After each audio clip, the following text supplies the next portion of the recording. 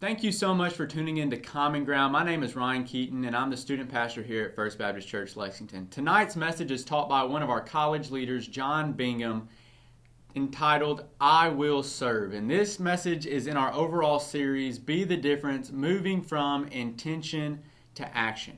If you're ever in town and want to join us, we meet every Tuesday night for Common Ground at 14 Monroe Avenue, and we would love to have you out live.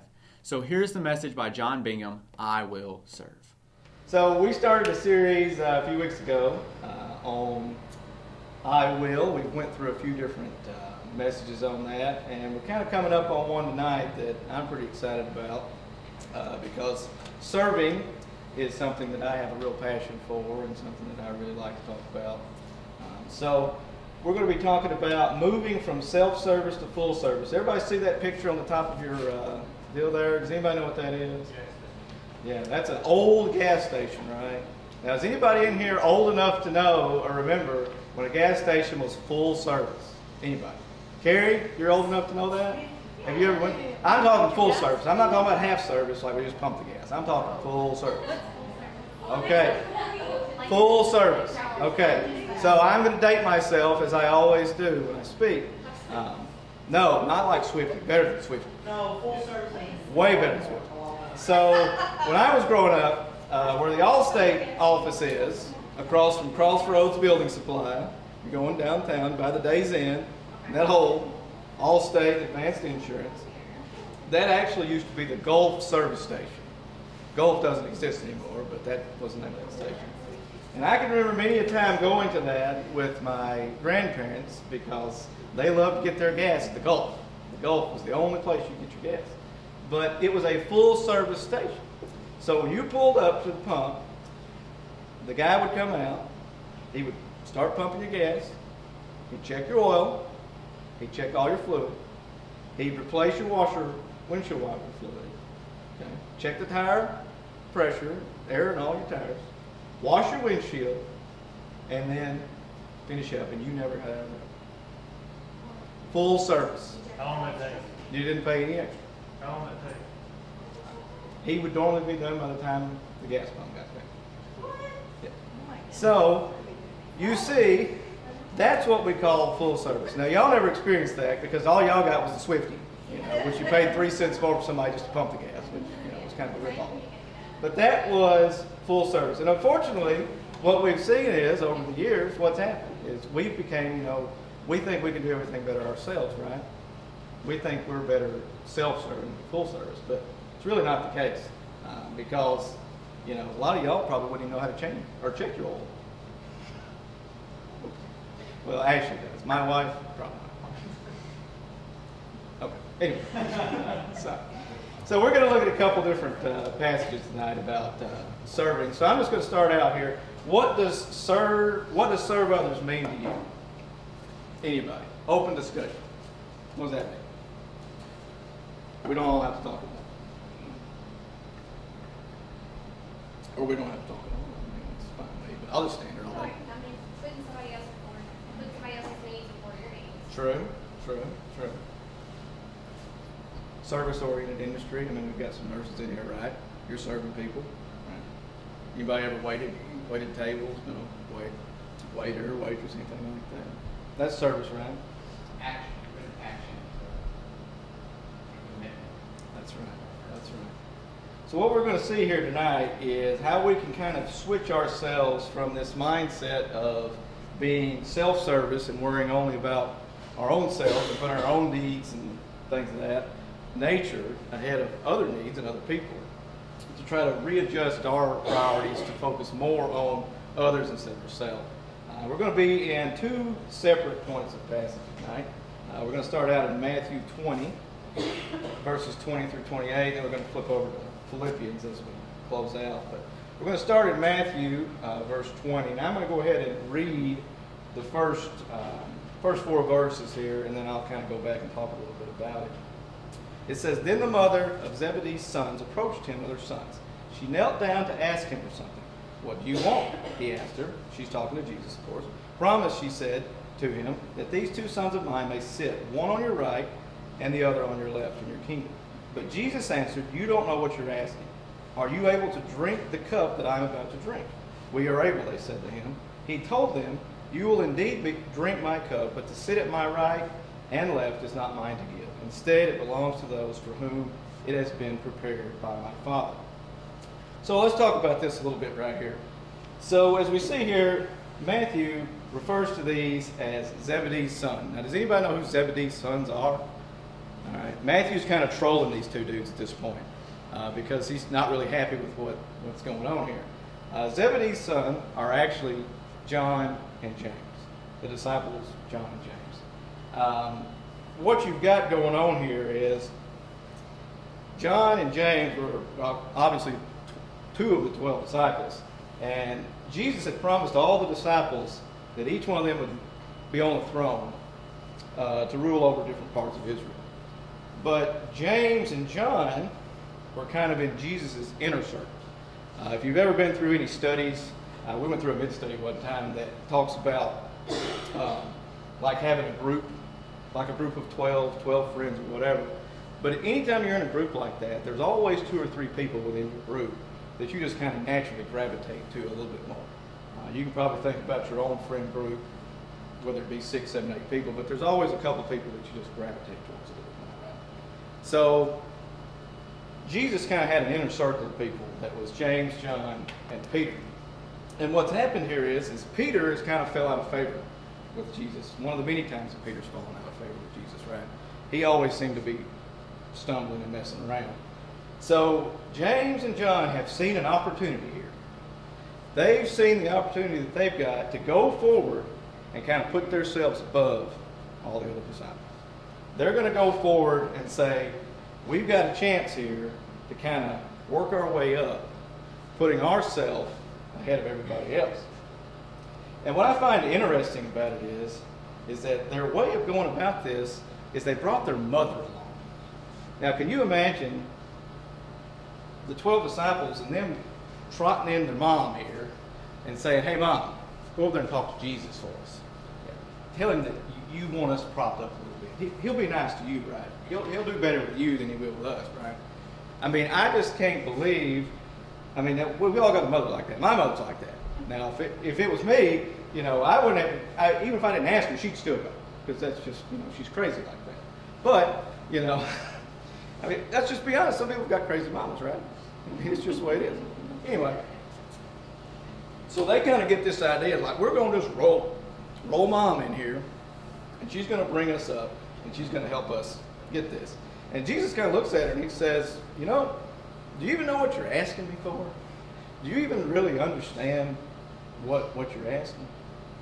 So he kind of gives them a little foreshadow here, and he says, where he comes back and says, are you able to drink the cup that I'm about to drink? And they say, we're able, and he tells them, you will indeed drink this cup. Of course, what he's talking about is the fact that he's about to be crucified, and he knows that.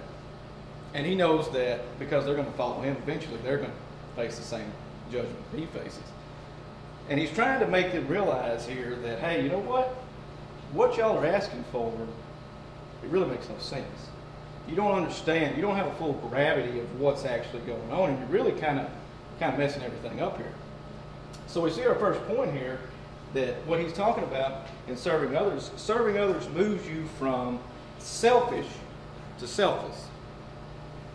Basically, it moves you from a position of thinking only about yourself, thinking about everyone else.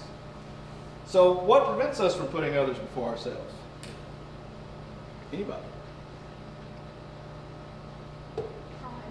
Pride. Sure. Arrogance, pride. It looks to me like James and John both are experiencing a little bit of pride here, right? Kind of popping their chest out a little bit, saying, hey, we're a little more highly favored with Jesus than everybody else, so we're going to kind of move ourselves in so we can be sure that, when the day comes, we're going to be sitting right here beside him. We're not going to be sitting here kind of behind him or sitting over here in the corner. We're going to be right here by him. We're going to really work our way up. If you look at it in world terms, I think a lot of times what prevents us from putting others before ourselves is our own personal gain, right? If you're on the job site or if you're on a team or anything else, it's hard for you to want to put somebody else above yourself, right? Because you want to be at the top. You want to be the one that's kind of getting all the glory or getting all accolades or things of that nature. But that's totally contrary to what Jesus is about to talk about as we go into the next part of the verse here. So, as we move forward into that, we see that in 24, when we pick it back up, it says, when the other 10 disciples heard this, they became indignant with the two brothers. So, I mean, they're pretty ill, right? Now, this took place all in an open setting, so it's not like they couldn't see what was going on here. So, I mean, you can imagine if you're in a group of 10 or 12 people, and y'all are all supposed to be equal, supposed to be working together, and two of you's up here trying to use your mama to prop you up a little bit, you're going to be pretty ill about that, aren't you? You're going to be kind of mad. So what happens is they start basically having a fight. They start kind of arguing back and forth with each other and getting on there. And Jesus kind of walks in there and says, hey, hold on a minute. Hold on. Let me come in here and kind of get this all squared back up. So he continues on. But Jesus called them over and said, you know that the rulers of the Gentiles dominate them, and the men of high position exercise power over them. It must not be like that among you. On the contrary, whoever wants to become great among you must first be your servant. And whoever wants to be first among you must be your slave. Just as the Son of Man did not come to be served, but to serve, and to give his life a ransom for many. When I read that, I was kind of struck by something that I had heard earlier. Now, y'all don't hold this against me. I know as somebody's up here talking and teaching, you probably think that, when I'm in the car or whatever, that I'm just listening to, good Christian music all the time, and, I'm listening to people preach sermons and all that. Unfortunately, that's not the case. So if that makes you feel less than me, I'm sorry. But a lot of times when we get in the car in the mornings, when my kids are in there, my kids like to listen to Ryan Seacrest on Kiss 10 whatever FM out of Los Angeles. All right, they think listening to Seacrest is just the greatest thing ever. Evan will get in there and he'll say, "Hey, let's listen to Ryan. Let's listen to Ryan." So we have to put on Ryan Seacrest in the mornings a lot, going to church. Going to school and church. Anyway, but there's a girl on there. She's probably 27, 28. One of the co-hosts or whatever, and she was talking about New Year's resolutions. And she said that she had not been able to keep a New Year's resolution very much, but she kept one for almost 2 years. And they said, well, what was it? She said, well, I decided a couple years ago that I was going to make sure that I put myself first. That I was going to take care of myself. I was not going to worry about anybody else. I was not going to put anybody else's needs above my needs. I was not going to do anything that would actually help anybody other than myself. And I would only help somebody once. Once I was taken care of. And that kind of struck me as, that's the mentality of so many people that we've got out here today, right? So many people that it becomes foreign to them to think about putting anybody else's needs above their own needs. But what does Jesus say right here as he's talking to his disciples, trying to calm them down from the situation? He says, very plainly, it must not be like that among you. On the contrary, whoever wants to become great among you must be your servant. So, who's the ultimate servant? Servant. Jesus was the ultimate servant, right? He came down to die for each and every one of us. We didn't have to do that. He never would have had to do that if he didn't want to. But he did that. So we see, kind of as he's taken right here, as these disciples were arguing back and forth, our next point says serving others changes you from a complainer to a proclaimer. A complainer to a proclaimer. So how long do you think you can go without complaining? 11 minutes. 11 minutes. 11 minutes. Wow, that's pretty good. Some people can't go 11 seconds without complaining, right? So, who thinks they could go a week without complaining? A day. The book I was reading, and I think, we've read it before, some of us have read it, in a class that we teach on Sunday nights. They challenged their church to go 90 days without complaining about anything. 90 days. No complaints. Every time you thought about something that was a complaint, you found a way to turn that into something that you could use to proclaim someone else. Now, how many of us think we could actually do that? I mean, I'm one of the more positive people in the world probably, and I don't think I could go 9 days, let alone 90 days. But what happens, and we talk about it in the church setting a lot, what are some of the things in the church setting that we hear people complain about a lot? Music, yes, wow, 27 people at one same time. Sure, the music. What do people complain about? Temperature, thank you. Comfort of the seat, right? Where I'm sitting at. Who's speaking today? Oh, we got this guy speaking today. You know, oh, you got me speaking instead of Ryan. Great, I showed up, now I got to listen to this guy talk now instead of Ryan talk. You know what I mean? But that's just the mentality we've got, right? So if we're really going to be a true servant and to truly go out and to serve others, how can we do that when our entire focus is nothing more than just complaining about everything that we don't like? When we're spending all of our time and all of our effort and all of our energy is actually not doing anything that's fulfilling anything that God's told us to do, right? That's the point of moving from self-service back to full service. That's the point of changing yourself from complaining to proclaiming. That's the point that we're trying to get at here is that the more and more you focus, and it doesn't have to be church. I mean, we talk about church obviously because this is a Bible setting, but this is true on your job. This is true in your home with your wife. If you've got kids, it's true with your kids. It's true with every part of your life. If you spend all of your energy complaining about what someone else is doing or not doing because it doesn't meet what you want, then you'll never actually see the true fruits of any labor or the true glory of anything because you're not actually fulfilling anything that was brought forward to you.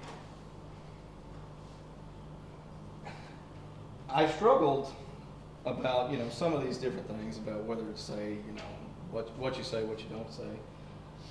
But when I think about my own walk, and not necessarily being a complainer, but somebody that maybe just was looking out for number one, I think about times when, I wasn't going to church very consistently, or I wasn't doing, really what God had called me to do. And you see a lot of times people want, or say they want to serve. They say they would like to serve, but they're not making an effort to actually do anything about the service. I would often think to myself, well, I'd like to help with the youth. I'd like to help with the students. I feel called. I feel led to do some of those things. But I would find myself sitting at home on a Sunday afternoon watching football and not going back to church. Or I'd find myself going home on a Wednesday night and not putting forth any effort to do anything.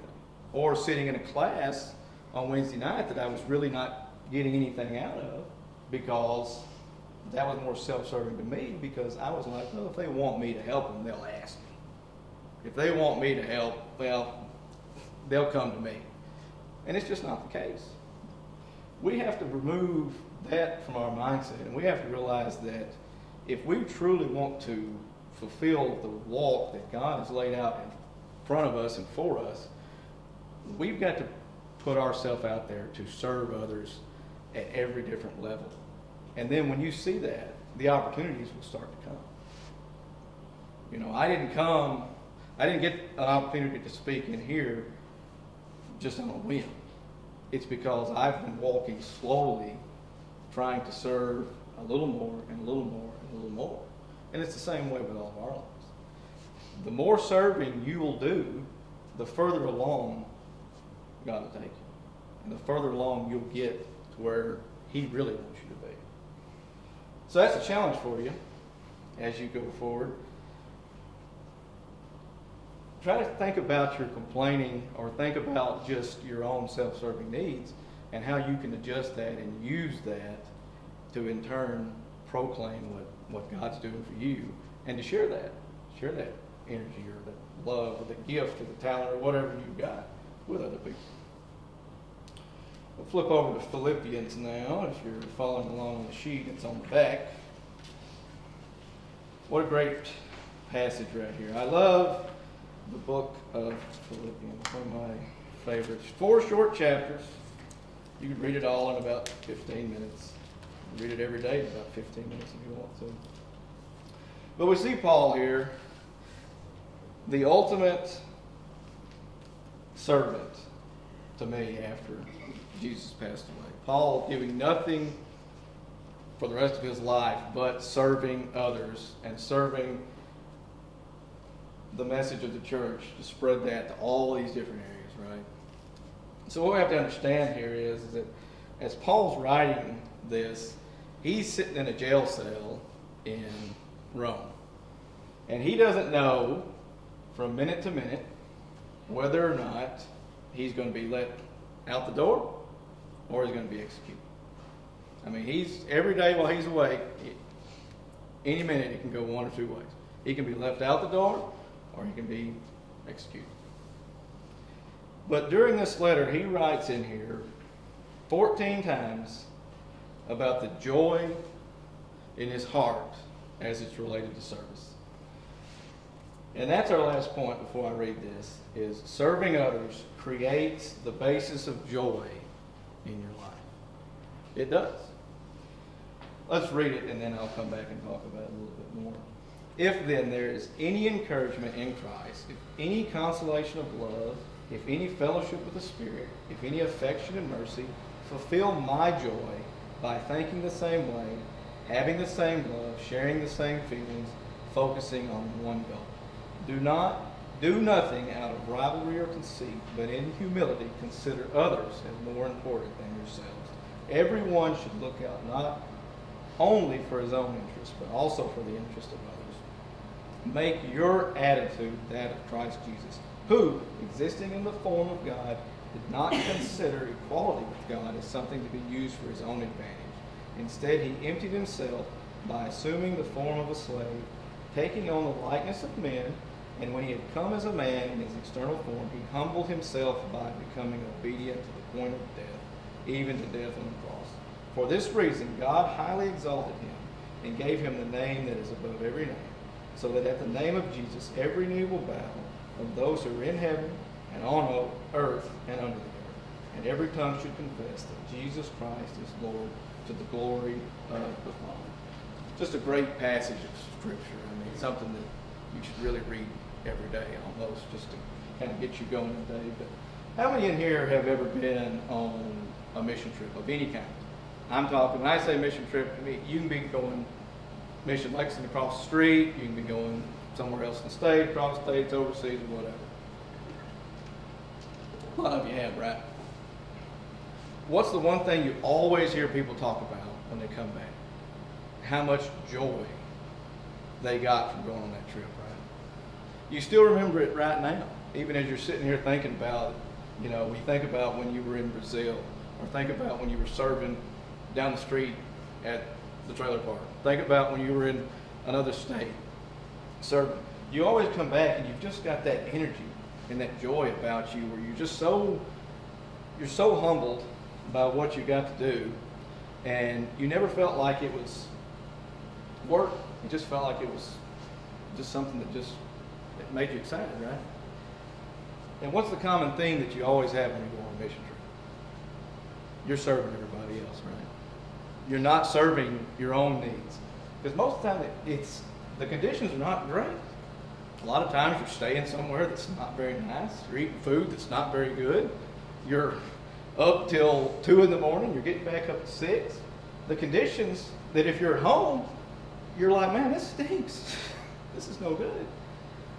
But the fact that you're serving someone else brings you so much joy that you don't even think about all of the external struggles that you've got, right? You forget about it. You forget about the fact that, hey, maybe their music wasn't that good. It's kind of old. They sang out of the old hymn. We sang old song that nobody knows. You forget that it's hot. You know, we were in Brazil. We had people over there. They'd walk out the door and their shirt was soaking wet. So hot. You still served. They're still happy every night when we got back. They're still crying. You've got people crying tears of joy just because of what God has given them the opportunity to do, right? It all comes back to one thing. And that one thing is the fact that they're walking in full service, not worried about themselves, not worried about anything else, worried about one thing only, and that's serving others, showing them the love of Christ each and every day. So why can't we have that mindset every day when we go out here? I mean, the world gets in the way, right? We struggle with all the different things, and we let everybody else drain our energy and struggle. Put everything else in front of you, and then the kid gets sick, or your car breaks down, or you have a wreck and it messes your wheelchair up, and stuff happens, right? And what happens is that kind of steals everything from you, right? It steals all that, and you think, man, this is no good. But guess what would happen if during all that you still found the opportunity to go out and to serve somebody else or to help somebody else? It'd be a whole different mindset, wouldn't it? So that's the challenge tonight. The challenge is, I'm looking across the room. Every one of you go to church. I know, because I see y'all there. I see y'all there almost every time the doors are open. And some of you have been sitting there thinking, what can I do? How can I get more involved? How can I be more about serving others than myself?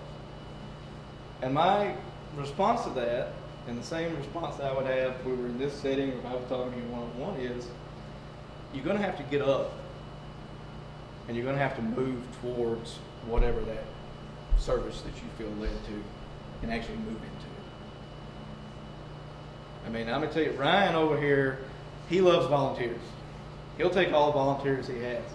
But he's not going to call each one of you on the phone and specifically say, I need you to volunteer. Now, he might call a few of you, one time or another. But he doesn't have the time to do that. People that are on committees and things of that nature, they would love for some of you to help them. They don't have the time to call you, or they don't know you. They don't know you personally. Sometimes it takes a little bit of effort, just a little. But you'd be so surprised if you'll take the first step, and God will just provide the way the rest of the way. He'll provide it all the way down.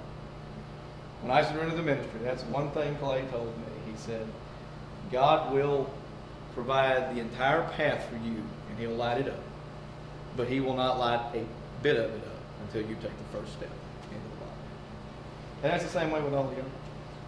If you're really feeling a calling, or you really have been struggling, or maybe you kind of had come to a point where it's kind of like, I just feel like I'm going through the motions. I just feel like church has become a routine for me. It's just a routine I'm checking off every week. Then I tell you, find somewhere to serve. Find somewhere to plug in. Find somewhere that you feel like you can use some of your talent and put it in there. Because I promise you, if you'll do that, that feeling will go away. The routine will go away. And you'll be met now with excitement and joy because you've got somewhere that you really are supposed to be and you really plug into what you're doing. So that's the question I left you at the bottom, kind of something that you can think about as you go out tonight and go out through the week and move forward ahead, is how can you start being a better servant for God? And everybody knows what it is. Everybody has an idea of what they could do or couldn't do or anything else. Hey, how you doing? Come on in. So everybody has that idea about them or has that mentality or anything else. So be praying about that. And I can always say, and I'll never not finish it with this, if what I'm talking about is foreign to you because you don't understand what it means to serve, because you don't understand what it means to be fully committed to God and have that relationship in your own life, then come talk to us. Come talk to us after this or whatever. Ryan's here. Got some ladies here. We've got plenty of people that would love to talk to you. We've had some people in this room that have known that at some point they thought they knew, but now they really know. Right? So, if you've got that feeling about it, that's nothing to be ashamed about or nothing to be embarrassed about, and you certainly don't have to carry that out in pride or anything else, thinking that I can't do it. It doesn't matter. If you don't understand what that means, then talk to us about it. And if you do, then I would tell you that you need to really start praying and praying diligently and specifically for God to reveal those areas to you. Not praying the standard 3-point prayer to move on to something else, but actually really diligently praying and then listening to what God has to say to you. Because He's called all of us to be a servant, just like He was. And if you really want to experience the full breadth of what God has for you and what He has for you in your life, you'll never experience that until you actually go forward and serve Him.